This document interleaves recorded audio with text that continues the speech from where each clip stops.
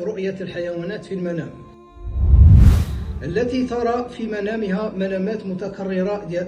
نديرها التشخيص، يعني نشخص عن طريق المنامات المتكررة، ماشي منام تراه مرة واحدة فقط.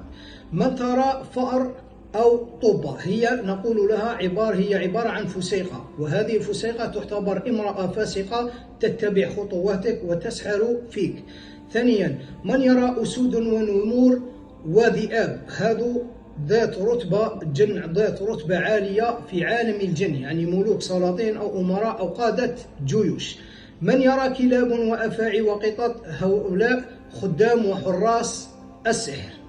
وناهيك عن ذلك، هذو بعض العلامات عن الحيوانات ودلالتهم في المنام.